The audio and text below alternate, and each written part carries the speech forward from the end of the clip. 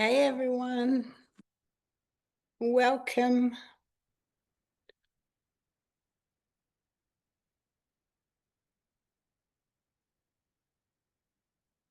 We'll get started in a minute. Hey Rog, oh, you're on mute. Hello, hello. How we doing? We are good. Very good. I'm sure Warren will only be a minute and we can kick off. Yeah, awesome.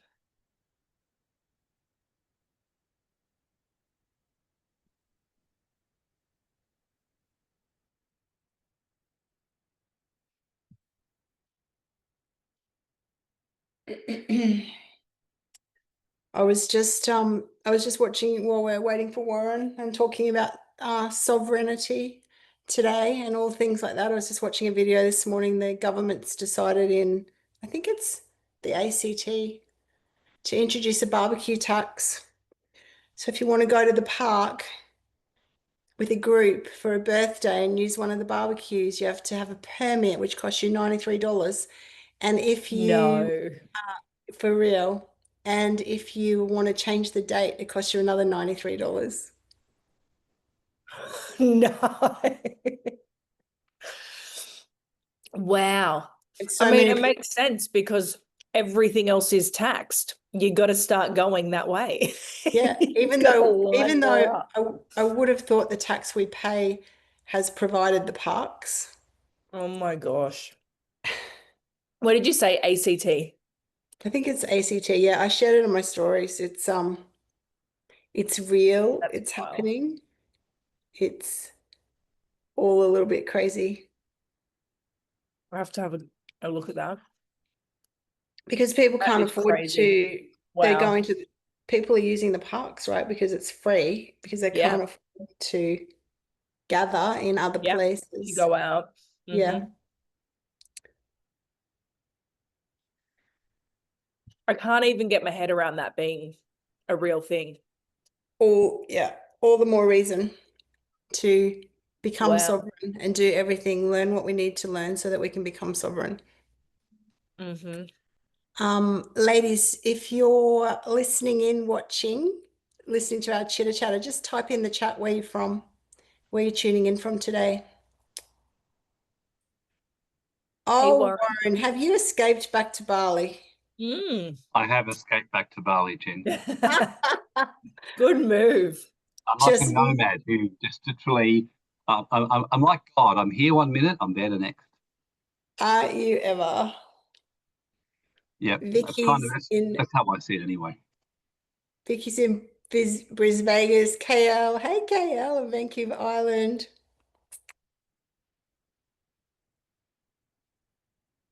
So how's Who else everyone do we got? going?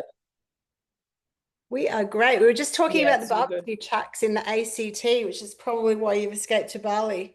If you want to take The your family to newest the one. park, Warren, you now have to pay you have to get a permit and you need to pay $93 Oh, what?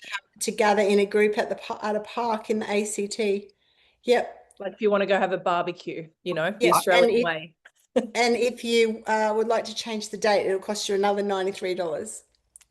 Are you serious? I shared it on my stories. There was a politician up in arms about it. That's crazy. It just keeps getting crazier. Ah. Well, Yeah. well, it's interesting because I was having a chat with some people about how all my studies of consciousness modeling is how a society tends to attract the government that mirrors the state of the people. So Yeah. I was saying this the other day. I said you can only see how fucked up we are as a country in our consciousness, and how much we obviously coerce and gaslight and profit from each other because we're getting a government that reflects how we basically treat each other. And even the coercion with COVID, I said to someone the other day, I said to Grace, my ex-wife, who we're pretty close with, I says to her, let's be honest, how often have you coerced and gaslighted men to get in your way? And she goes, oh, way too much. So I said, and thereby you attract a government that does the same. But you know, this is the problem, Warren, and this is very relevant to the theme of the call today. And it's that we all really do need to have a look in the mirror, because I think if a lot of people were honest, they like being told what to do. They like offloading the full responsibility to someone else. It's nice to be able to blame the government. Oh, the government said that thing was safe. Oh, the government, said this. That it's easy to I think if we look in the mirror, sometimes we might say we don't really want to own all the responsibility. Yeah. You know, we want to make the money, but we don't want to do the boring bookkeeping. We want to make the money, but we don't want to understand exactly what our responsibilities are in terms of reporting it and, our tax obligations. And we don't really want to take responsibility. And therefore, we get a government which is, as you said, a reflection of that and wanting to take more and more responsibility from us. And the more responsibility we give away, the more control we give away. And we're really at a tipping point where people are starting to go, hey, wait a minute, I don't like giving this much control away. I don't like being told this much what to do. And this whole sovereign series and the whole focus of our program in Women to Wealth is, how do we really become sovereign? What does that mean across all aspects so that no one can ever tell us what to do? Yeah, it's so profound what you just said. I'm processing it. I actually agree with you. I think we want to abdicate our responsibility for our life rather than be powerful. And we attract people and relationships and governments that reflect where we're at. And I think this digital ID social media has really hit me, but we really do want to offload the responsibility. Like, it's too hard to parent kids. It's too hard to say no to them. It's too hard to say, you can't go on social media until you hit 16. You can't do this. And then the kid goes, and so the parent, I don't want to deal with it. Okay, government, you take charge of it. And I reckon that's what's going on. And we really are getting a society, a government. And I always say that sovereignty and empowerment starts from the foundation of your life. Like, how are you being? It's all very well to learn about common law, to go and be a crusader, an activist, but are you sovereign with your partner? Are you sovereign with your relationships with your kids? Are you able to set boundaries with your partner? Are you able to set boundaries with your friends and your families at the family gathering? And if you can't do that, you're going to have a real problem doing it with the government. And do our finances allow us to be sovereign? And really, that's what Women to Wealth is all about. Because I know so many people who send their kids to school, don't love it, don't love what their kids are being taught, but can't afford to seek out an alternative. And my kids don't go to school, so we don't have a problem with social media. My kids aren't on social media. They're nearly 16 and 12. It's not a thing in our house. They're not exposed to it. It just doesn't, it's not the world that we live in, because we can afford to create an alternative education space for them. And Yeah. so often I see so many people wanting to be more sovereign, but their finances don't allow it. And so I think it's really important that we not only go, well, I know I want my rights, so I want to know what my rights are, but then we have to actually be able to translate the theory of those rights into reality, and that takes resources. If we don't have those, like you just skip off to Bali whenever you please. That takes resources, right? Yeah, 100%. You got to have money. Yeah. Yeah, and so we can't exercise our right unless we're well resourced. And so thank you for coming on today. I know this is part 3 of our series, and it's about understanding what our rights are so that we can be sovereign. And it's just a beautiful marriage with our Women's Wealth program, which is the practical side of what do we need to unlearn and what do we need to learn so that we can create a financial reality that allows us to be sovereign. Yeah. So I'm going to shush up and hand over to you, Warren, and let you take over and bless us with an hour of your goodness. Yes, well, I'm looking forward to this one today, Jen and Nicole. It's gonna be a bit more practical, and yeah, I love what you just said just then, and just about empowerment. It was a really, really, really good start because, yeah, look, I'm so passionate about this, and I'd go even one step further on what you said with finance. And very simply, I couldn't agree with you more. Finances give you choice, but and here's the big but: finances tends to be the last thing you need to make you happy. That's my observation. The last thing you need. Like you have someone with a lot of money but no purpose. They're gonna have, and I've got a client like this. He literally is financially independent from property. The guy is an unbelievably good property investor. He got in at the right time. I once did, and I'm horrific at property investing. I mean, I know how to lose money in that better than anyone I know. And the one time I made money with property was when I did it with him, because he just knows what to do. But yet this guy is one of the most miserable people you'll ever meet. He's got a terrible marriage. He's, got issues with, so many areas of his life, and he owns that. Like, that's why he comes to so many of our awakening and other meetings to try and find meaning. I know people who, and I'm sure we all would agree, if you got all this money and suddenly your health falls apart, you will spend every last dollar to get your health back. I've seen attractive, beautiful women who've made money give all their money away to a narcissistic man just to find love and to escape the feeling of loneliness. And I was talking to a woman here at the Bali resort. I got on really well with her. She's in her 40s. She's unhappily married. And so she's looking outside of herself. And so I've become her kind of friend and informal life coach at the back. And there's so many women I do this for now. And because she says to me, "Oh, I feel so bad." I said, "Why?" And she said, "Oh, this guy I met online and he was telling me he liked me, and and then he asked me for some money and I gave it to him. And of course, then he keeps asking me for money and I feel stupid. I know he's taking advantage of me and I think I'm stupid." And I just said to her, start by being kind to yourself. I said self-compassion. Professor Kristen Neff, who a mental health expert in US, talks about the power of like self-compassion and what it does for you, and how it improves your hormonal levels, how it actually calms your adrenals.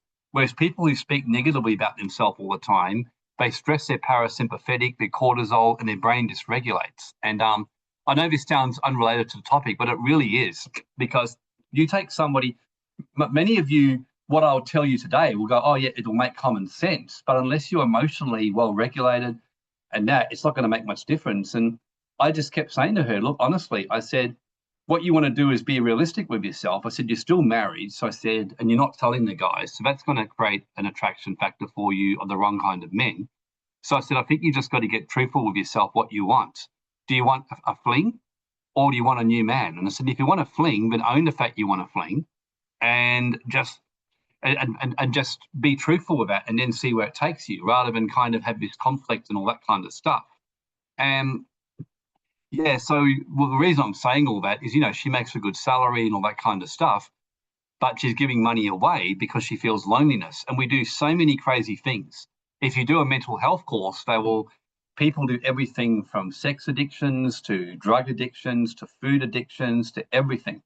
And half the time I think people that express their common law rights and go to protest, they're actually very unhappy people and they're trying to find an outlet for their rage. And I think it's always good to go back into yourself first and fix yourself and become powerful within yourself, and then start to focus on what needs to be changed outside of myself. And I think that's why Trump has some relatively good impact on the world, because I think he's doing what he's doing for the right reasons. I'm not saying he's perfect. I think Trump's doing some really dumb things at the moment. But by and large, you can see he's doing it because he wants to help his country improve, not because he's got a void which he's missing in his life. So I think, Warren, when you talk about losing money and giving money away and not having understood our purpose and what we need to feel fulfilled and seeking it in alternative ways and all of that sort of thing, I think that's what we see a lot of women not being able to make money either, because their addiction is distraction. And it's so easy to be distracted in today's world, and they're focusing all over the place on all the wrong things because they don't have the foundational principles to be able to discern what they should focus on. And then they haven't attached it to a belief in a, something purposeful. And so then they don't have the discipline to stay focused on that purposeful thing that they've chosen.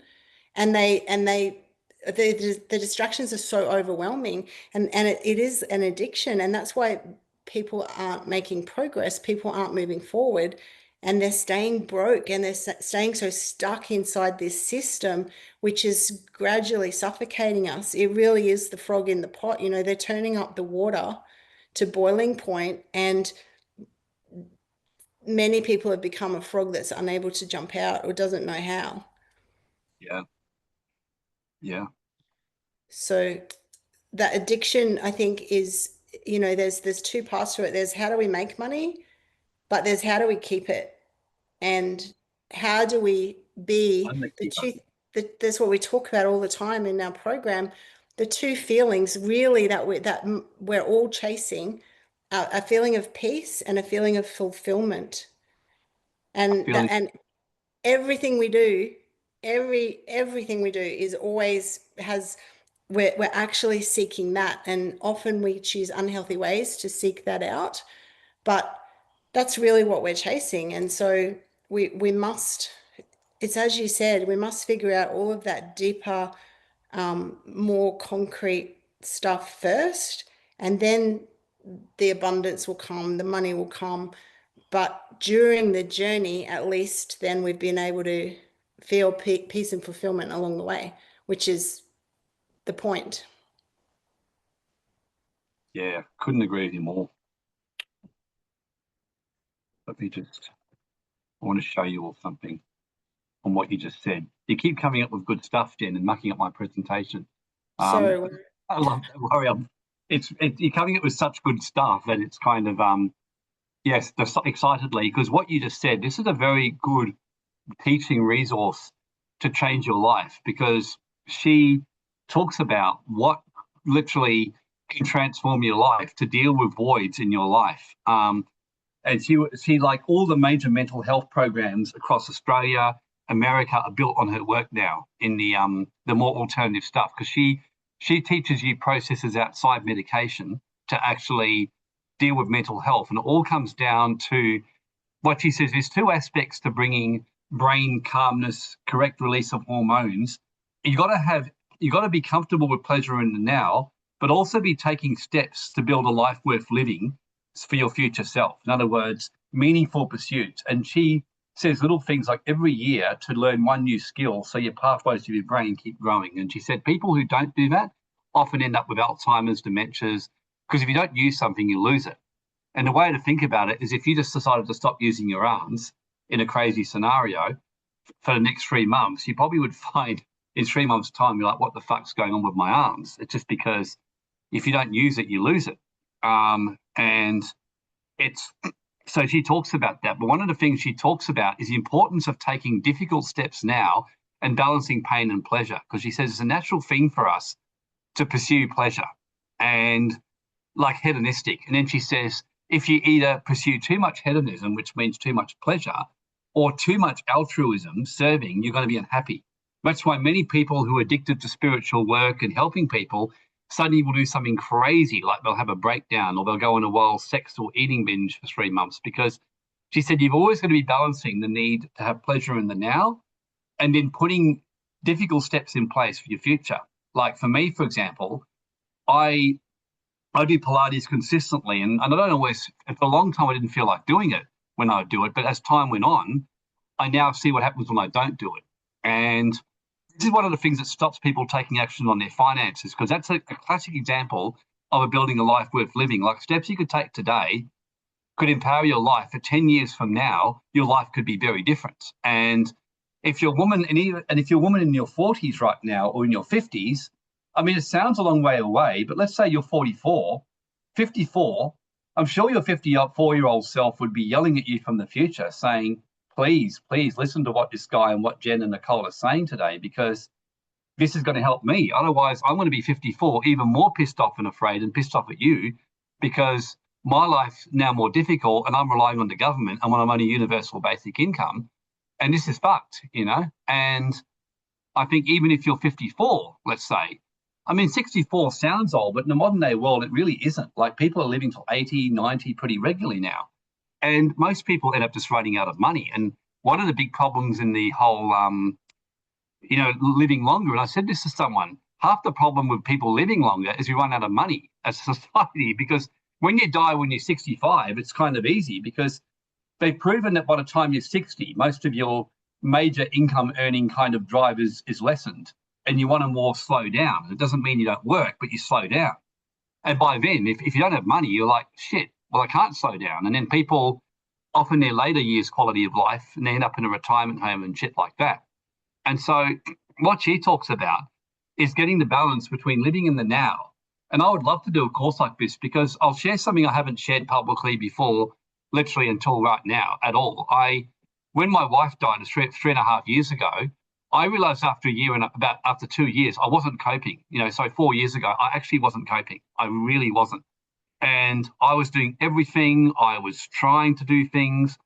I was literally doing everything and the right thing as I understood it. And I was just having panic attacks. I was starting to get insomnia. The trauma was just overwhelming me. And I remember I had a very close friend who I'd helped out during COVID, a psychotherapist, to get out of the system, who was grateful to me. And he says to me, I'll help you. You just got to listen to me. So to cut a long story short, I began this journey of facing my shadows and my mental health. And he was helping me a lot. And I ended up making my own decision. And even though he said, you don't need to do this, I said, for my own life experience, I'm going to check into a mental health clinic for 4 weeks. And I'm going to check into an awake one. And I'm going to give myself like a month to really focus on creating my future by getting my mind right. And I did that. It was literally, to this day, the greatest decision I've probably ever made in my life, turned my life around. I went in there, and I know Jen will laugh at this, knowing me as the biggest rule breaker. I went in and deciding to live the opposite. So I decided I was going to submit to every rule they gave me. I mean, Jen would be like, you got to be kidding me. But literally, imagine me, Jen, submitting to curfews, submitting to everything, to routines, reporting to them like I was back at school. I decided, what the fuck, let's just do it. And what happened though was I sat there and I learned all the teachings of Marsha Linehan and others, completely changed my life around. Ever since then, my biggest issue I have in life these days is that I was saying to someone, I often stay up late because I just don't want to miss a moment of the day because I'm enjoying it so much. And I often go to bed sometimes a bit sad because I've enjoyed the day so much and I want it to keep going. So I've got the opposite problem now because I'm balancing having pleasure today, but I'm putting in steps today. Like I'll give an example of something I'm doing I don't like. I hate managing staff. I cannot tell you anything that does my head in more than managing staff. And yet I actually have grown to love it because I realized 2 months ago that me not liking managing staff and leaving it and just trusting they'd work out their own stuff, the company was making it difficult for my manager, Jane, who's amazing. I mean, Jane is just like an absolute gem.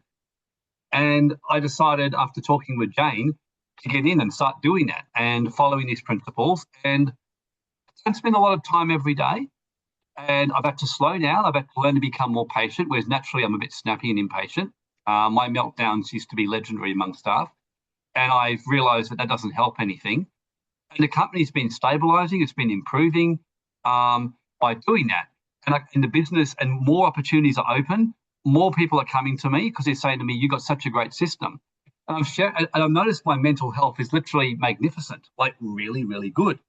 And what this book teaches you is to find meaning in every little thing you do. And I'll tell you now, if you can get that, you'll start to love making money. You'll sit there and enjoy the bookkeeping. Well, you won't necessarily enjoy it, but you'll enjoy the result that comes out of it. It's like, and what Marsha Linehan talks about is, for example, you might sit there and binge eat like burgers, popcorn, and drink Coke. And you might get away with it for one day, but you do it for 2 weeks and you go, oh, you feel like shit.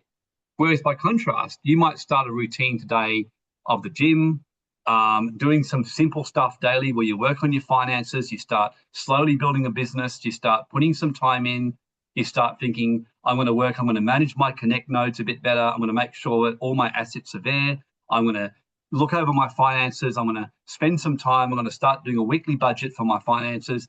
And each time you do it, you're going to groan. But I'll guarantee you after 3 to 4 months, you'll go, actually, I don't like it, but I enjoy it, because you will see the difference in your life.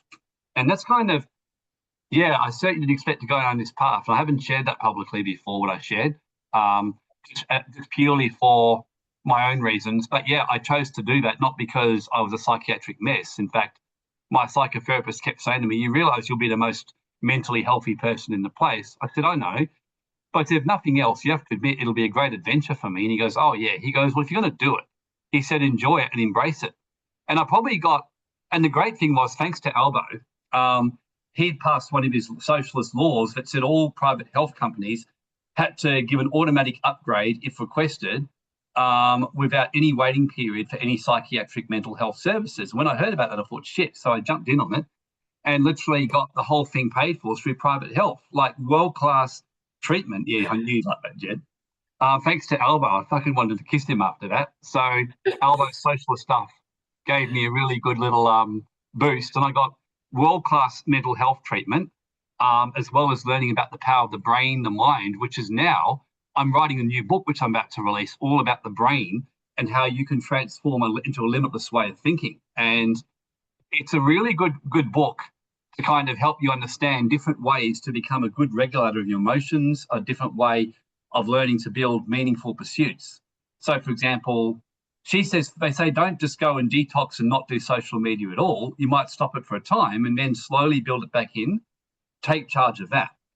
I'm sharing all that because it leads directly into the common law legal rights, as much as it sounds like I just went on a rant. I mean, I hope you enjoyed all that. Does that make sense, everyone? Yeah, it's, you know what, it's an important conversation, Warren, and it's kind of takes the dryness out of some of the stuff that is dry, right? On this topic. Yeah.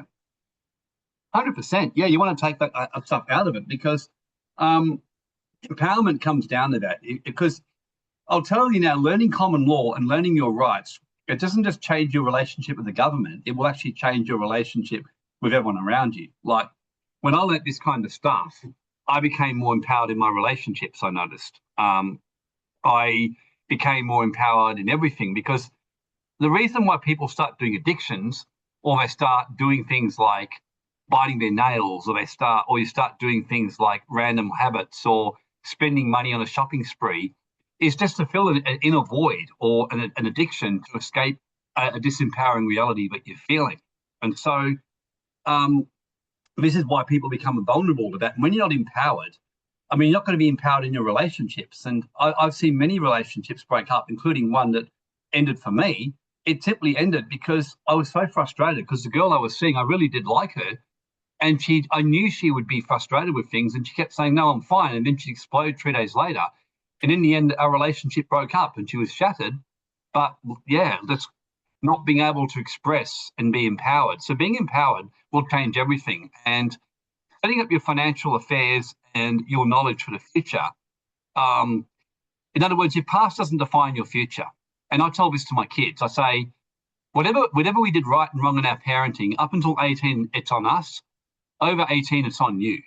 In other words, you can change your life. You can change your reality from this day forward. You can choose your future. And the fact that your mother did this or your father did this, you can choose your future. The fact that you may be in your 40s and 50s and you relied on your husband and you're probably like, why did I do that? The better thing to do is be very compassionate to yourself and go, you know what? And I just tell women, life is a gamble. You know, sometimes you roll the dice and sometimes it doesn't work. And marriage is, according to stats, a 50-50 gamble. You know, you roll the dice and you're either going to get it right or get it wrong. And if you get it wrong, you want to salvage what you can, you know. And I've had 2 marriages. My first one, I rolled the dice, turned out we were incompatible, but we stayed close friends because we made the best of it. And Jen's met Grace, you know, we worked really well. My second wife, I rolled the dice, had an amazing marriage, and she died 5 years later. Again, you know, I rolled the dice twice. I'm sure if I roll the dice a third time, it'll be third time lucky, you know. And that's kind of how you want to approach even this kind of stuff. And know your common law rights and become empowered, and doing it for the right reason. And when I say this, I think we've lived in a world, and being outside in Bali more often, I've just had this kind of epiphany where I've said to someone, you know what concerns me about Australia? And when I say Australia, I'm talking about me as well. I say, it's so easy for us. I've been so indoctrinated in my country's theology. I said, even though I think I'm sovereign, sometimes I ask myself, am I really sovereign? And even this whole trip the last week, I've been discovering things where I actually wasn't sovereign. And I was like, and it was just a couple of conversations I had, speaking with people who've left Australia, who set up, like I met a 53-year-old woman who's now literally, her marriage ended really badly about 12 years ago when she was like 40. Alcoholic husband, completely ignored her kids. She's now built 8 wellness centres in 13 years. And I was, because I was at her wellness centre, I was getting amazing IV treatment.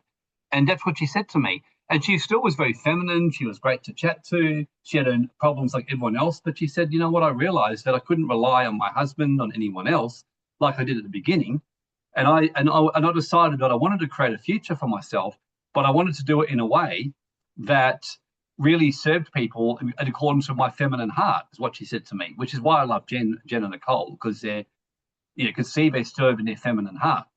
And she's a very feminine lady. And she just says to me, yeah, I mean, sometimes I've got to be masculine in a man's world, which she said at times, but she said, by and large, I serve people with wellness and I get men to help me. I get men to put things in place. And her wellness clinic is probably the best in Bali that I've been to. So I go to it pretty regularly because she cares. Because women care at levels that men don't. I mean, there's men with tunnel vision and don't give a shit about, certain things, which women really do. And that's why I love having Grace with the Global Wealth Club and with the work I do, because Grace sees things I don't. Like, she was the one who told me weeks ago, she said, I'm telling you, you're overwhelming the staff. She said, I can feel it. I've got to talk to them more. And then she came back to me and said, this is what the staff need. And I was trying to push all of them to come to Bali for a retreat. And they were saying yes, but I could feel the resistance. And I'm getting frustrated. And I kind of just said, look, it's a company directive. You're going to be here in 2 weeks. I mean, Grace talked to me privately and she says to me, Warren, she said, I'll back what you do. But she said, I don't think the staff want to come. And I think their reasons are fair. I think they've really got issues going on in their life. And I think it's a big push for them because they're overwhelmed as the company's growing. So I said, okay, you go and talk to all of them and then you come back to me and tell me what they say, because they'll open up with you more than me. And by the time she finished, I said, you're right. And as soon as I told them, let's do the retreat in January at a better time, the relief in their faces was just like untold.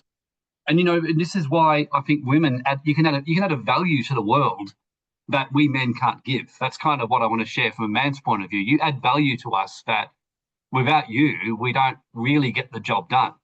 And that's why there's a joke in my company, but I'm going to get sued one day by a man for discrimination against men, because I generally prefer women working with me because women care, and women have this desire to care and serve people and care about the little details, and things like that.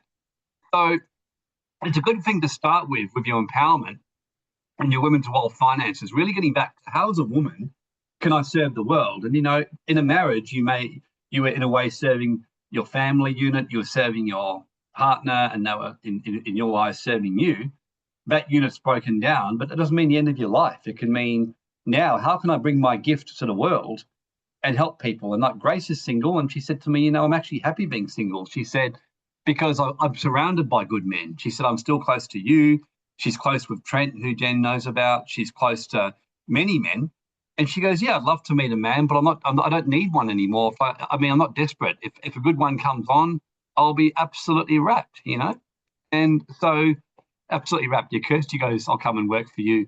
Yeah, no, women like working for me because I've always found the whole idea of gender pay gap bizarre. I've just said, look, if a woman's better than a man, she gets paid more. If she's worse than a man, she gets paid less. I don't really see the issue myself. To me, it's very easily solved. But yeah, like I said, that's probably from a man's linear point of view. But the main thing is to realise that as an individual, even governments, and this goes back to what I was saying, why we've got the mess we've got in Australia, because we really have given our autonomy to the government, like on every fucking area. Like, you think about this, like you go to get married and you go and serve a license to the government. Like, who gives a fuck? And I love speaking to this wellness owner who hasn't lived in Australia for 15 years from Sydney. And she said to me, she just looked at me and she says to me, why aren't you non-resident already? And I said, oh, and I gave reason. She goes, yeah, but why aren't you? She said, do you really want to be partnering with the Australian government with all this bullshit? And looked at her and said, no, I actually agree with you. I said, that's kind of why I'm all here.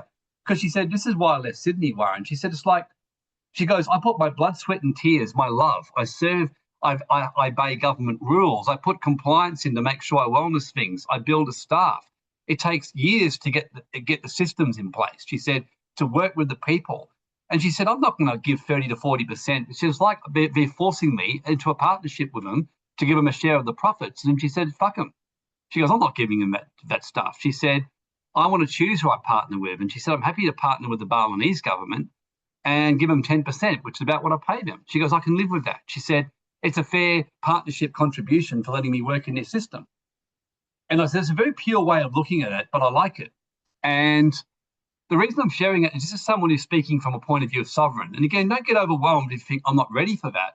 The point is there's layers of sovereignty.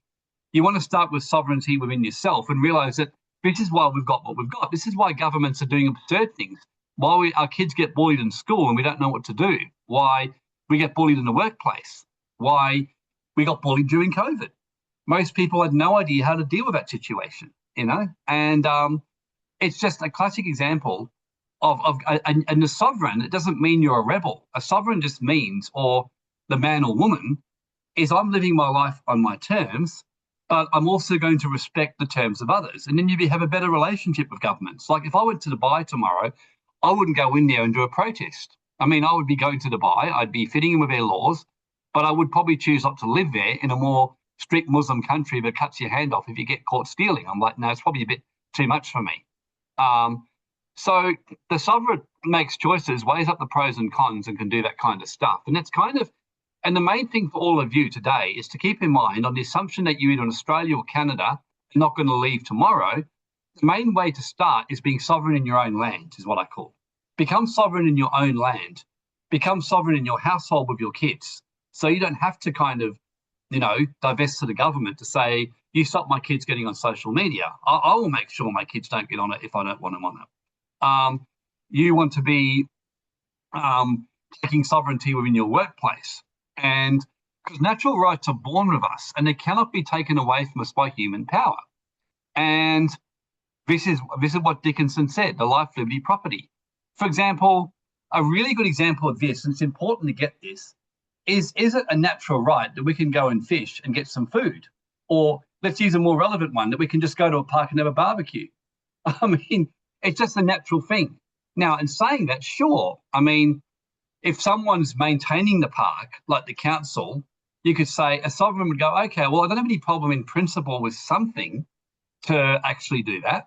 But here's the thing, and this is what I'd be saying to the government. Say, okay, if you get rid of all income taxes and you charge on a rights by use basis for the maintenance, I can live with that, you know? Like, for example, I think GST is the most magnificent tax in Australia because it basically is a really good way to bring in a fair amount. The rich pay more, the poor pay less. It's a really good tax as a sovereign.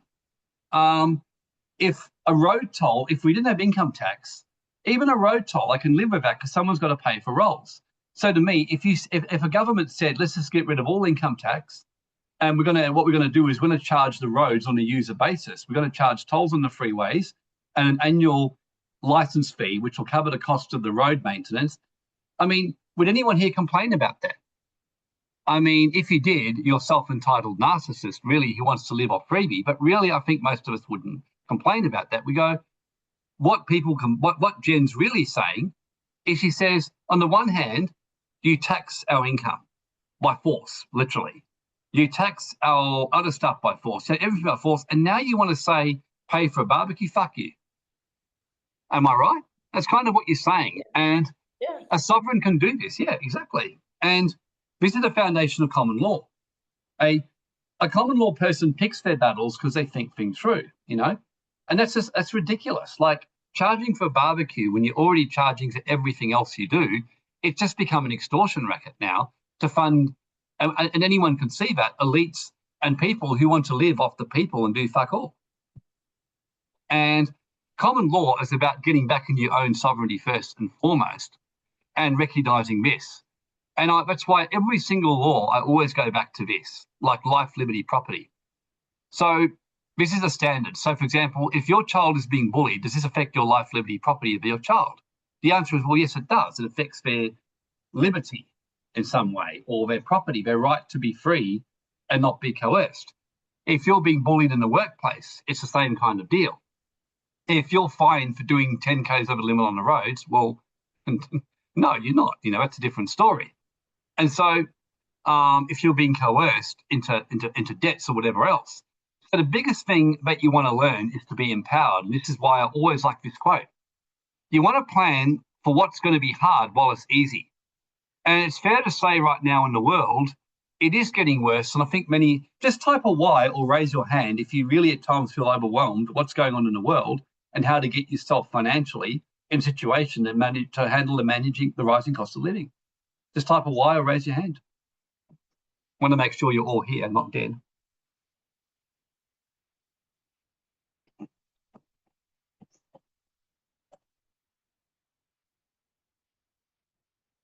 Yep, good. Okay, a few people. Just raise your hand or say me if you're enjoying this, if you actually are so far enjoying it. I want to make sure I'm not losing people. Great. Because quietness either means you're thinking, oh gosh, or else you're loving every minute of it in your speech and you're listening and enjoying it. So yeah, look, I feel you're all great. And the main thing is to realize this and really get back to the heart of why you want to be sovereign, and that we've got these legal rights that are within our system, but it always starts within ourselves. And so it's interesting how this started today, like how to, because I actually was going to prepare my presentation and I kept getting a sense it would go differently today. So I just kind of changed what I was doing and simplified it and left it open to where things would go. And the biggest things to realize is when we go through this with legal notices, it's just another way of putting empowerment. But all empowerment starts from within. That's where it starts from. And I've noticed since I got myself mentally in good shape and learnt empowerment, because the one thing that used to be overwhelming for me was I had really poor emotional management. Now I hid it really well before I went to this mental health clinic. And it's a big secret that but only my close, because I knew how to mask it well on webinars, but I actually had really poor emotional management as a rule. And I would regularly do crazy things, have these mini meltdowns, nervous system dysregulations, and I just learned to hide it really, really well. And the empowerment I felt by learning to do the Marshall Linehan system changed my life, because that was part of my common law empowerment. I learned to regain sovereignty over my soul. And King Solomon, the wisest man that's ever lived, what said in one of his proverbs, he says, a woman or man who can conquer his own spirit or her own spirit and emotions is greater than someone who can conquer a country. In other words, you can learn to manage yourself and become empowered. You can conquer a city. In other words, you're greater than Vladimir Putin. You're greater than all these people. So here's a few key things I've shared with common law and what this all involves. There's always a way around things. That's the first thing that empowerment teaches you. And that's with anything. There's always a way around things. There's a way to deal with things. There's always a way to fix any situation. And that's the first rule of life I want all of you to create for yourself. There's always a way to fix any situation. And I've had people say to me, this one can't be fixed. I said, it can be. There's always a way. Always a way. About 2 years ago, in my mental health, when I was having that challenge, 2.5 years ago, I started getting tinnitus, like ringing in my ears really badly. And I remember after 2 months trying different things, nothing would work. And I had numerous people say to me, it's just one of these things that doesn't go away. And I just said, everything has a remedy. There's always a way to get around it. And I just said that to them. I said, it doesn't matter what you say to me. And then I found a way to deal with it. And then I found a way to regulate it. I found a way to manage it. And then these days it doesn't really happen anymore. It's kind of just, I've learned to deal with it and learned the cause of it. And when it happens now, it's so occasional. And I've realized that it's just a normal thing anyway. And that's with anything. During COVID, when everyone kept telling me there's not much you can do around this, I said, I'm telling you, you're wrong. There's a way around this. And I'll show you an example in what we're going to do today. Because I want to show you practical ways that you actually can apply this stuff. There's always a way. What astonished me in COVID was I would actually contact my friends and show them the way around things. And they'd say, oh, that sounds too hard. And they wouldn't do it. And I know one of my friends suffered unbelievably in Melbourne, couldn't go to dentists, was wearing masks when she was having breathing problems. And I said, there's actually a way around this law. I'll show you it. And she said, oh, it's just too hard to deal with it. That was her words to me. And meanwhile, she suffered excruciating pain from a root canal. She had to wait for 3 months because she didn't want to deal and be empowered. So just always take that rule with anything. So whatever's going on in Australia, there's always a way around it. Number 2, a law cannot compel performance. It has to be voluntarily consented to. Otherwise, it is coercion. Now, here's an exciting thing for you. I'm about to reveal a secret to you from the law, a bit of a sneak preview. I'm going to be sharing of it a little bit more, but about when we do our common law workshop next month, which some of you already bought, and then we're going to be offering at the end for those who haven't, I'm going to be sharing why sometimes you actually want the government to coerce you. Who thinks that'd be really good to learn? In other words, sometimes you want that. It actually is in your best interest because you get protected.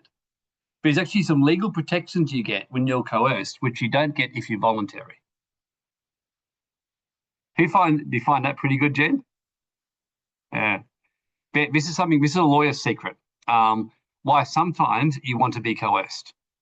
And when you're sovereign and when you're empowered, you can actually, sometimes you learn you want them to send you a legal notice coercing you because you have certain protections which limits what they can do to you. Whereas when you voluntarily give something, it's like a voluntary confession. So these are little secrets that are so important that will change your life when you learn how to deal with things. And the other one is you never be silent. You be silent when someone's accusing you, but when you're in a battlefield, like when the banks are sending you notice, the worst thing you can do is get overwhelmed and ignore the calls, because then they can get what's called default judgment against you. So if you've got financial problems, there's ways to deal with it, which can deal with it very easily. So I'm going to give you a sneak preview of that today. And I've already mentioned the right to remain silent you use if anyone accuses you. I won't go back over that one again. So last week I shared about a legal notice. I'm going to touch on this briefly, but these are the basic rules. I'm going to give you some practical examples, just as a reminder. You've got to state what it is, state the factual background, ask for more information is what this means. These are kind of legal phrases. Impose a time limit so they know when to respond by. Impose the consequences for not responding. In other words, you're doing exactly what banks do for you. If you think about it, this is what the banks do to you. Hi, Nicole. We noticed that you haven't paid your credit card bill in the last, basically there. Are you doing okay? Sorry to hear. If you've got financial problems, you can call us. If you've got any situations, and notice I'm moving the screen in alignment with what they'll be saying. Are you got any problems that you need to tell us about? And you can list it out. That would help us to do it. Please let us get back to us in the next 14 days. Otherwise, we may have to take further action, which we'd rather not do, which means we may have to take this further legally. That's an example. Literally, what I just showed you is exactly what the banks do to you. I showed you what governments do to you. They follow this system to the letter, okay? So language tips or whatever I've given you previously, and I'm not going to do in the workshop, for those of you who are coming, I'll really go over this. But learning to use cute legal language can be a lot of fun because that scares the shit out of people. The words duty of care will scare the shit out of any school that's kind of trying to justify why your kid being bullied is just one of these things and not much they can do about it. It's magic. I can tell you from experience, having done it for my own kids and done it for other people's kids, it's magic. Those words, duty of care. Knowing that you will be liable for any further damage that happens to that child if you continue to let the bullying going on without taking action. You'll see schools move faster than Usain Bolt, literally. They will move in record time to get stuff done. The other thing is the passive voice is often used. Like you'll notice that in a credit card letter, they will speak in an active voice, which means like, hi, how are you, Jen and Nicole? It is good to see you, whereas the passive voice is, dear Jen and Nicole, it shall be taken, but you have not responded to my email by this. Whereas, if you don't respond by the 14th of December 2025, I'll have no choice but to take legal action. That's a friendlier way. A scary way, which is what they use in legal, is, failure to respond by the 21st of October 2025, 4 p.m., and it shall be taken that you are in default, and we shall serve a warrant for your arrest. How many of you would cheat yourself if you got that? You know, it's very powerful. And you want to learn to use this in the law. You want to learn, I'm not suggesting you do it with a partner if you're seeing someone, like, it shall be taken if you do not take me on the date. But yes, you know what I mean. And it's kind of knowing when to do it. One of the reasons that people do badly in common law and in relationships, and last night I was giving another one of my friends relationship advice. So yesterday I had two situations. One was that female and one was my male friend. And I just said to him, because he's like 37 and he's got this girl, and he told me the whole story. I said to him, my friend, I said, you're a man, be manly, stop getting all emotional on this sort of stuff. There's nothing that a woman hates more than a man-child getting emotional. Would you all agree? I'm sure you would agree, Nicole and Jen. You want men to be men and be factual, not kind of, because he would get all emotional and all worked up and start crying with her. And I said, look, it's okay to be vulnerable now and again, but basically you want to be factual and logical. You know, that's the first thing to do. You want to talk things out. You don't want to be using words unless you actually need to do, and things like that. The passive, be strictly truthful where possible. And I always said when I used to be a lawyer, always be mindful of psychology first and foremost. Like 90% of the time, it's psychology. It's literally the secret to getting results in what you're doing.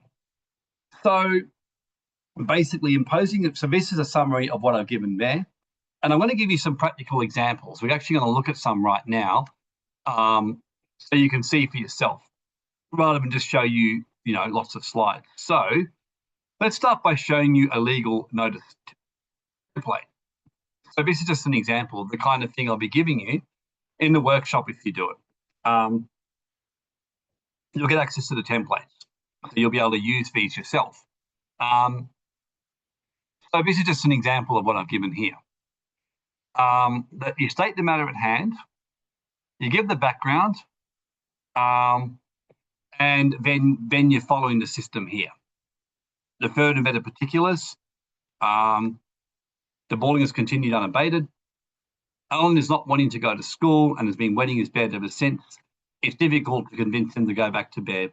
In other words, you're showing there's legitimate harm. Request further and better particulars, and I'll show you some really graph examples.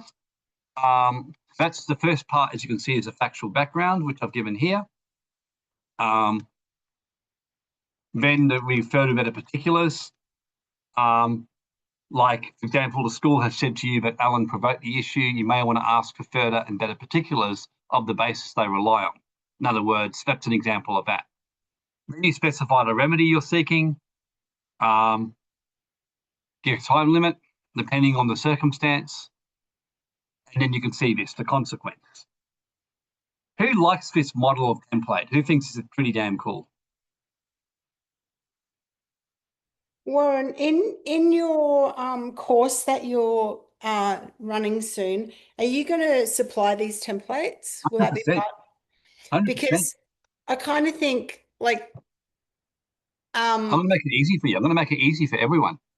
like, so because when I'm thinking, when I'm listening to someone and I'm thinking, do I want to know more about, whatever this topic is this something I want to learn at this point in time? For me, and I don't know if some other ladies kind of think like this, but first of all, it's like, it's really boring. Like, all that legal mumbo jumbo, like, it's hard work on my brain. Is the first thing. The second thing is I can't think of a situation right now where I need it. So then I kind of go, so would I be better do I just pay a lawyer like $2,000 or more? Because $2,000 will be the initial consult, right, with the lawyer, if I ever need it. Look, that's one way to go. So go on. But then I think, well, okay, then I go back to basics and I think to myself, right, I know when I know fundamentals and principles, then in every area of my life, I can make better decisions, which I wouldn't have been able to make if I didn't have the fundamentals and the principles established. And then, so within your course, I imagine that you are teaching fundamentals and principles, because I know that's what you do, but then also supplying like templates like this, so that if something happens, instead of going and forking out $2,000 for the lawyer, or I shouldn't say if, I should say when something happens, Yep. because it's just a matter of time. Yep. Then I can go to the templates and I can say, hey, to a lawyer, hey, I've drafted up my response. What do you think? And he's only going to charge me, 20% of what if I had to go and explain the whole situation and blah, blah, blah, and he had to do all the work kind of thing. Yep. Because I'm just trying to think, like, there's always a barrier to, there's so many things to do, right? And there's so many things to learn, and it does get overwhelming, and we're all short on time, and some people are short on money as well. And it's like, how do we prioritize, and how do we know what to say yes to? Yep.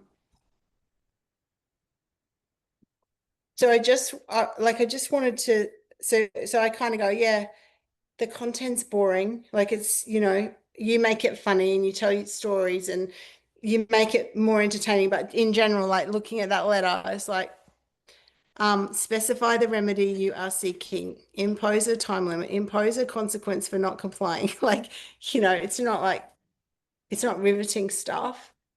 And at the moment in my life, I don't need it. I know I have in the past and I will in the future. But like right now, it's like, it's not it might not feel like a priority for me. Yep. But I guess what I'm trying to say is, how do we help people see that unless we understand all of this? And you said it at the beginning, but I kind of want to connect the dots a bit better. Yep. Unless we understand all of this, then we're not realizing how many situations every single day that we're not being sovereign. Yep. Yep. 100%. Well, let me just put something up here, which I've done up before. I was going to go into later. So look, the idea of the course is going to be 3 parts. The first part will be anything but boring. If you really enjoyed the beginning, where we went into the heart and the mindset around being empowered in all areas of your life, that's the first thing. Because remember what I said, what you just said, Jen, is really good, because there's 2 parts to having a meaningful life. And for me, I'm deliberately just wanting to do this course for people who really are ready to take this step, okay? So if someone's wanting a buzz and a Netflix buzz feeling, then they shouldn't do this course. Honestly, you shouldn't do it. In other words, if you really just want to go on in life, you're actually better off to go and pay to go get a facial, or go and get a spa day with the ladies, And that's really important to do that kind of stuff, because that's what I call, remember the 2 things I mentioned with Marsha Linehan. So I'll just kind of show this here. There was the one was having the pleasure, which means things to bring joy now. And then there's what's called the meaningful life. Steps, painful now, painful or boring now, but good for future. Good for creating a better future for you and your kids in your world. So the biggest thing is, if you really are at a stage of your life where you want excitement and not to get bored, then no, you shouldn't actually do this course. That's the honest answer. I mean, it's very likely we'll probably only have 12 to 15 people on this particular one. And I'm okay with that, because I'd rather have quality over quantity on this one. And then my next course or whatever, I would give feedback or whatever. But this particular one, it's got to have some pleasure in this course as well, because the first part of the course is going to be about mindset. I'm going to be expanding a little bit more about what this does to your brain in the course. And that's going to be mind-blowing for some of you. Like this book here is by Dr. Anastasia Horonis, and along with Dr. Marsha Linehan, she talks a lot about building a meaningful life and how to do it. And that's why my life gets better and better, because I actually study the work of these women, and they teach this stuff, and they say exactly this. Like, I love what this 53-year-old wellness said. By taking difficult steps when she was in her early 40s, she's now 53. She literally travels around the world. She's got a great relationship with her kids. She's got her kids now. She's got a new man in her life, everything, and a successful man who treats her really, really well. And that's the reason why she's in that particular situation, because she took the hard steps in her early 40s while still doing things she loved. And she realized she was fortunate enough to, as she said, she knew she loved wellness. Her dream was to be an innovator in the field of wellness and that kind of stuff. So really what this course will teach you is on a couple of levels. Number one, you will be learning about pleasure. So what I did at the start of this thing, I'm going to be teaching about the brain, like dopamine, why dopamine hits for you are actually detrimental for your future, and why I will guarantee you that 5 to 10 years, and this is something that's what you call bringing the difficult things now. Personally, unless there's a miracle, I'd be very surprised if in 3 years from now in Australia, we are by and large a socialist society under a totalitarian government. I think there's a very good chance we're going to head that way. And in much of the Western world, I think there's a very good chance that AR would have replaced many jobs, and most people are going to be living on some sort of government support. And if that's the destiny that you're okay with, that's fine. You know, if that's not the destiny that you want for yourself, and you really do want to do something about your life, and you also want to learn to be empowered in business, because if you're going to do business, imagine being disempowered in business. Like, I'll give you an example. One of the things I'm going to be teaching about in the course is this. I'll actually show you some examples I was going to show you today. One of the templates which I am going to show you and teach you more of this, I'm going to actually do real life examples. So here's an example of, monies. So basically, this is an example of you not getting paid your money, which is owed to you. And many people get stressed, they don't know what to do, and basically sending a legal notice to them, which is a bit of an outline. And again, you don't need to necessarily, and then you can then, once you know what to do, the great thing is you can use AI to help you do it even better. And you can see here, so you've got the facts. I've done this many times, I'm showing you, and I've had people who are assisting me, but they wouldn't actually pay me, suddenly paying me. I've had people who are threatening to sue me themselves for money that they paid me, and I sent them one notice like this, and they backed off very fast, very, very fast. So the whole idea of this program is I'm designing to make this really good, and the reason why is I'm actually looking at doing a more fuller course in the future, which will cost a bit more, because Trent and a few others have asked me to do one for a large group of people.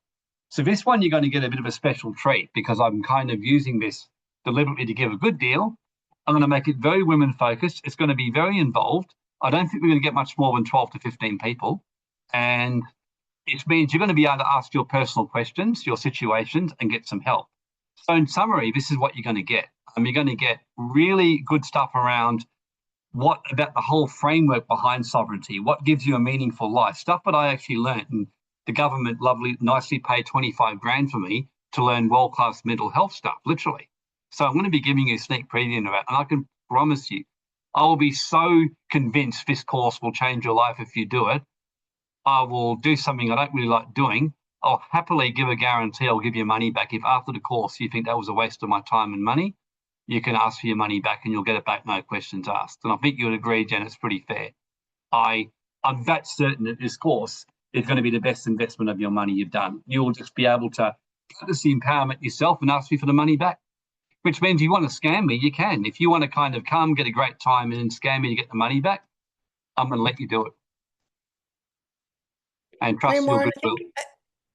I think at this point, we either need to be consciously and practically stepping into becoming sovereign, or realize that what we're doing is just sitting there hoping that someone else is going to fix all this mess that we're in, and that's burying our head in the sand. And so many, like, we've got different depths of head burying in the sand, obviously. I mean, you can still see some people at this point still think that the government loves them and that the government has their best interests at heart. And that is not the world that we're living in at this point in history, right? I think at some points in history, we have had governments that did genuinely care for and work for the people, but that is not the time in history we're in right now.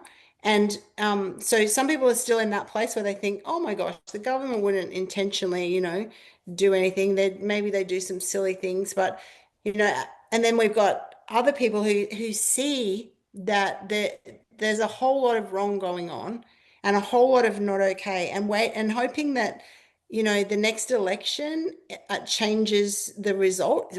Seems to be most people's strategy. I'll just tough it out to the next election, and hopefully the other government will get in. Well, neither side of the government is any better.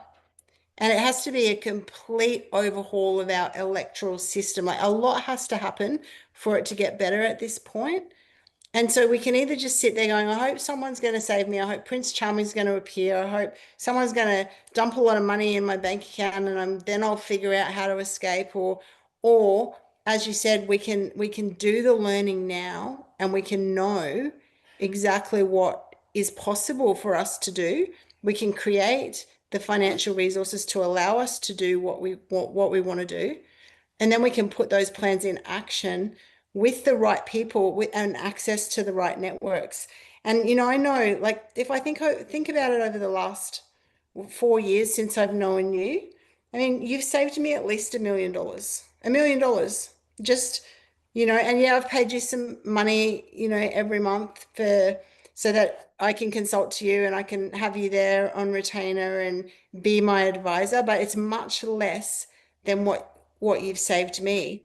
And then it's access to people in your network, and it's access to, okay, so, you know, there's just so much more. I think people they just sit and wait too long to learn what they need to learn, because it takes time to learn, and then start to be able to apply that learning into action steps that actually change their life. Because if they really just looked in the mirror and got deeply honest, they would realize that they're secretly hoping that someone else is going to fix it all up. Oh, look, but this is exactly why we're in the mess we've got. And it's like, one of the things I realized when I was here, when I got here, I did this kind of experiment on myself, Jen. I was like, let's just say that I didn't live in Australia, and let's just look at it from the outside. Now that I'm sitting here, what do I see? And as I looked at it, I thought, fuck. And I thought, because I remember in 2018, I was in Panama doing a residency with a client, and I was meeting Venezuelan girls everywhere, because that was when Venezuela collapsed under Maduro's socialist government. And the number of Venezuelan girls who were working like 7 days a week to get money to send to their family. And I'm like, and of course, I just got talking to a lot of them, because, and they all said the same thing to me. They said, are you aware of what's going on in Venezuela? I said, I've heard. They said, yeah, literally we can't eat. They said, we had to flee and get out of there to feed our family. The whole system's collapsed. And I remember thinking to myself, but Warren, guarantee a whole bunch of Venezuelans left before the collapse, right? this is what I was going to Because say they to you. saw the writing on the wall. This is what I was going to say to you. What happened was the people who saw the writing on the wall got out, but most people didn't want to leave because either a few reasons. One is financial reasons, not taking enough power in your finances. Number two, burying your head in the sand and wanting to believe in a miracle will happen. Because the reality is most people are looking for a savior. Just look at how many people go to church every week, you know. People are looking for an external ordinate thing to come and save you. And what really shocked me, Jen, was in Bali. I thought, am I one of those people? And that was why when that woman said to me, I'm like, yeah, I'm certainly going to make sure I've got the biggest plan B on planet Earth. And, you know, I'm going to be seeing Australia now more as a tourist, someone I'm visiting, I'm spending a lot of time in, but I don't see it as my home anymore. And the reality is most Australians I've met who are wealthy, they're out. They're already out. Personally, this is a last call in a way. What I'm doing this rest of this year is a last call. I think that in a year from now, if people haven't taken action, it'll be too late. The day will come you will not be able to take money out of the country. The day will come when you won't be able to speak out, which is already almost here. And it's just a question of, do you want to sit there and hope for the best, or do you want to at least try and do something about it? Does that make sense? Yeah, I mean, there's a guy in the UK at the moment that just got sentenced to 20 months imprisonment because he wrote a comment on his social media, I don't want my money going to immigrants. That's what he wrote. I don't want my tax money going to immigrants. And I saw the video. The judge has sentenced him to 20 months in prison for the commenting. That's in the UK. That's insane. And there's probably someone on this call who lives in the UK. So, and the thing is, I guess Warren, the only pathway is not just to leave the country, right? For a lot of different reasons, people may say, you know what, I'm not leaving. I've got family who wouldn't leave. I don't want to be far away from them. You know, whatever. I can't afford to just up and leave. I am You don't tied to have a to. job at the moment. All Yeah. sorts of different reasons. But the thing is, if we're going to stay, then we need to know our rights. It's just as important, or even more important, that we know our rights, because it is going to be a fight. So we need to know our rights so that we can say, hey, yeah, no, I know my rights, and you can't make me do that. I know my rights, and no, thank you. I won't, be part of that. And so, um, but when we know, when we lay it all out on the table, then we can make better choices. Yeah, you know what? I think the choice for me is going to be to leave the country. I actually know the choice for me is going to be to stay, but I will not participate in A, B, and C. And it all comes from education and 11, knowing our 11. rights. And 11, 11 as you say that, but yeah. yeah, right. Yeah, 111 here. Yeah. Yeah. It did. It all, and if only I just want more Australians, Canadians. There's some Canadians on this call. Uh, Canada's in the same situation. We need to know our rights.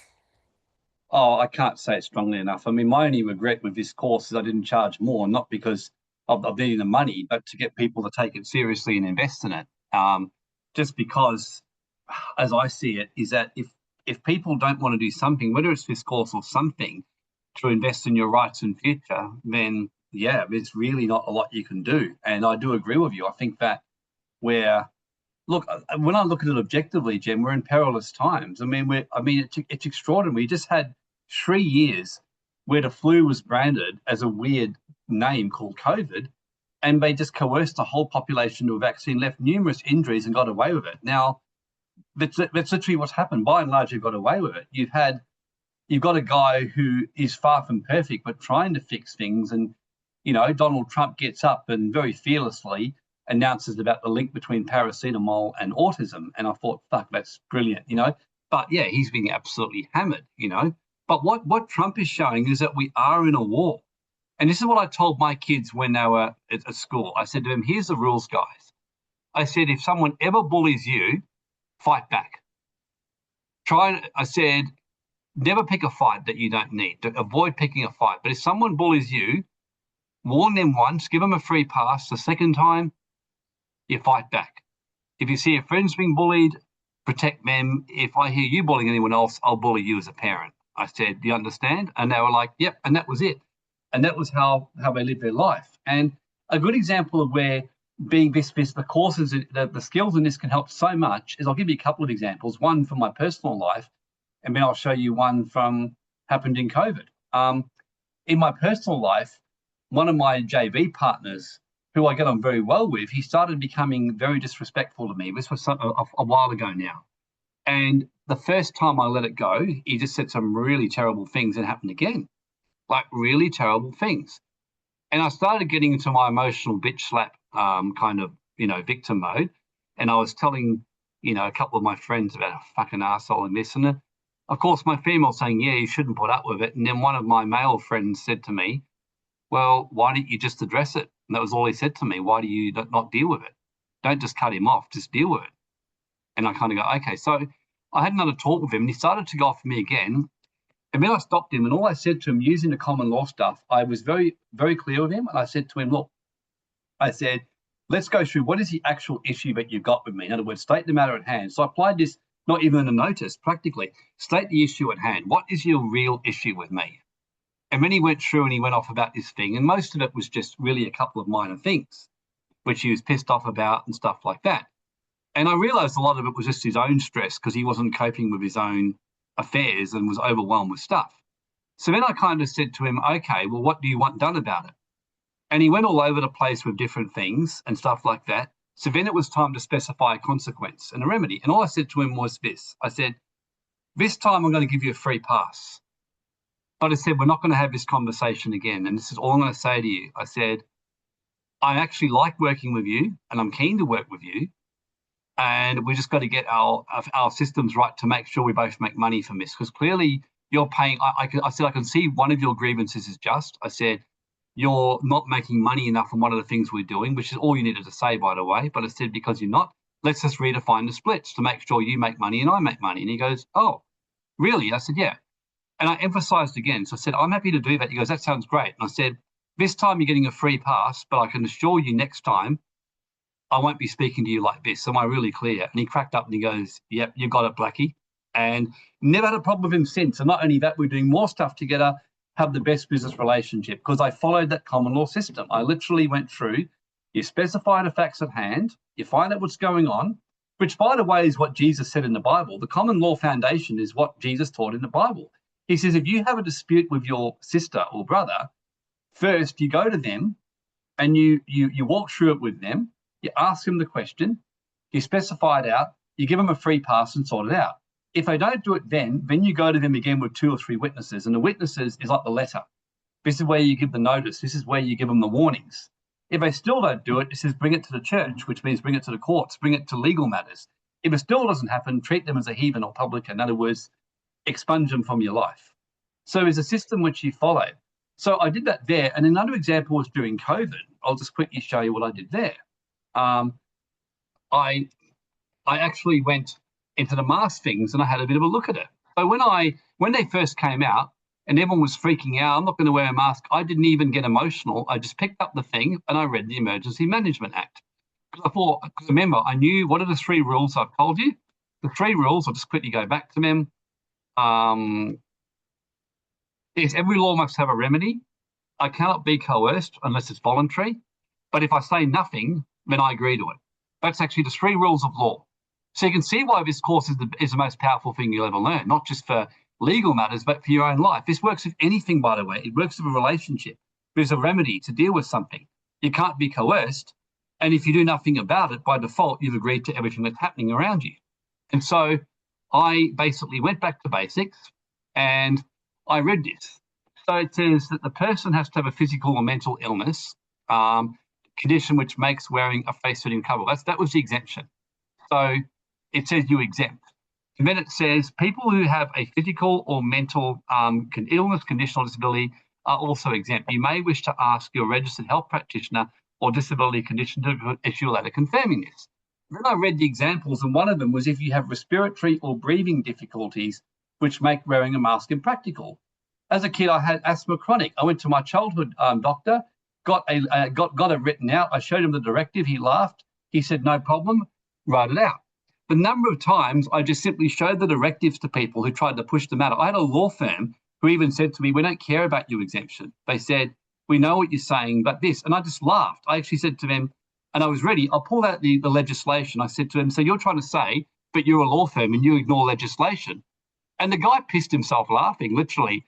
And he goes, okay, you've got me. But can you please hurry to the meeting room so that no one else sees you? And I said, no problem. And then I proceeded to teach them about common law and human rights because they wanted to know. And I was teaching them. This was the biggest law firm in Perth. And all I did was just show them the stuff. And I laughed at the time because I just said to them, well, here's the law. Are you saying that you ignore legislation? Are you saying you're a law firm and you don't follow the laws? And of course, the guy couldn't stop laughing.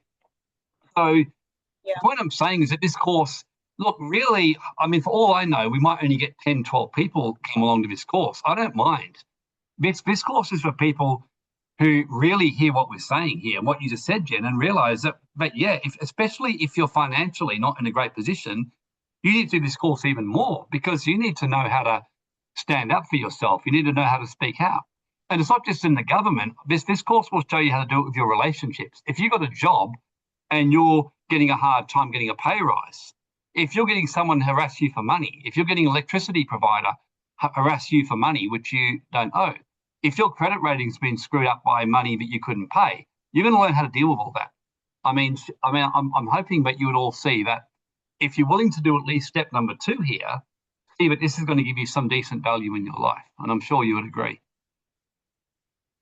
And Warren, I still think it's all really boring, but it's one of those, it's one of those boring things that we need to do to make our lives better, right? Well, do you find bookkeeping exciting, Jen? No, I hate it. You hate it. But do you make sure it's done properly? Yes, I Do do. you always feel every morning like doing your fitness routine? No, No. Do you always feel like eating healthy, or every now and again you feel like you want to binge eat but discipline yourself? absolutely. Yep. 100%. I mean, I've had the most Exactly. frustrating week because I got a UTI about 2 weeks ago. It was very minor, but it was getting stubborn and not going away. And so in the end, I had to discipline myself with my eating. I had to get back to water drinking, doing stuff I really didn't feel like doing, and doing some stuff I'd rather not done. But I'm a lot better now, like really in great shape, you know? And so life is about doing things that bring joy now and then doing things that's going to help your future self. And I'm telling you, this course will help you. And I have no problem giving a guarantee on that one. Easy. If you don't find this course valuable, you just ask for your money back. No issue. That's awesome. Do you have a link, Warren, to the course? I do. Let me just grab it. I just realized I didn't have the link.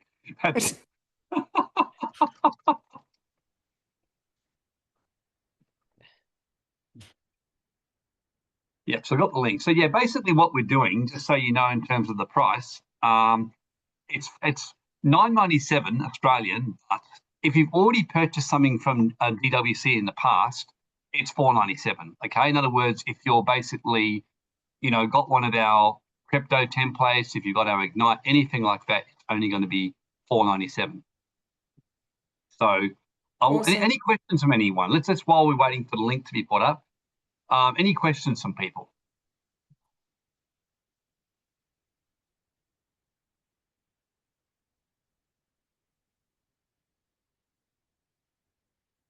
No questions.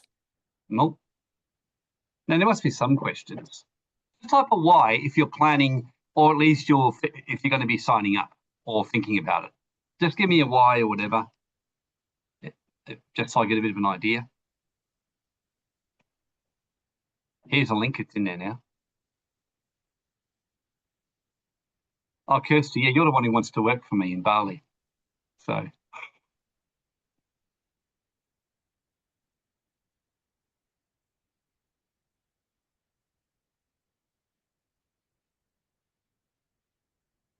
Awesome. Okay. so Well, it's been Warren, great. It's been really thank you great. so much. These conversations are so important. There needs to be more of them happening in the world. And hopefully, as we have more and more of these conversations, we can start to help people see that they're not stuck where they are. Their life still is in their control. They have options. They just need to learn more about what those options are. And hopefully, these conversations can help people see possibility again, because I know there's nothing more soul destroying for a human than feeling like there's no hope to change the future. And I think that that's a lot of where a lot of people are at right now. And I think it's really sad. They've given up. They've gone, yeah, you know what, it just is what it is. Or just this must just how it be. And they get on the hamster wheel and they repeat, the week, and they kind of survive to the holiday and hope that something outside of them is going to come along and make it better. And these conversations are what really help for people to see there is hope for a better future, but we are the ones who will create the better future. So 100%. I mean, yeah, one of the thank things, you.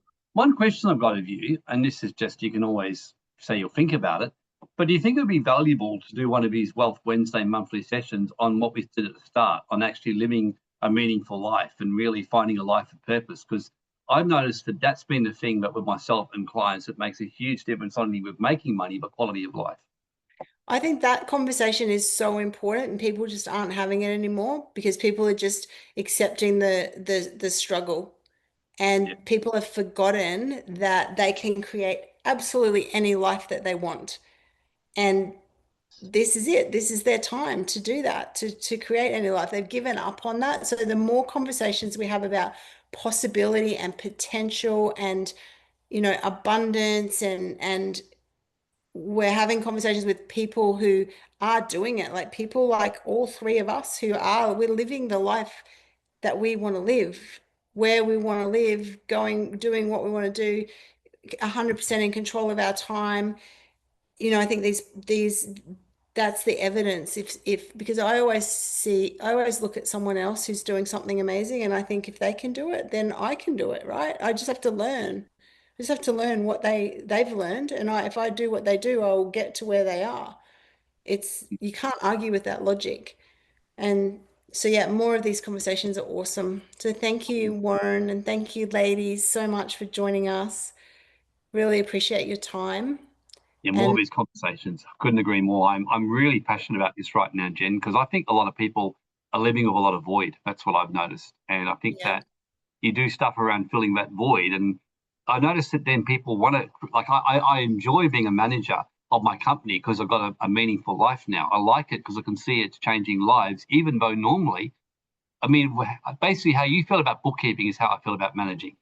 And I'm actually doing really well as a manager now because I've realized you start to learn the value of building a future for yourself and for those around you.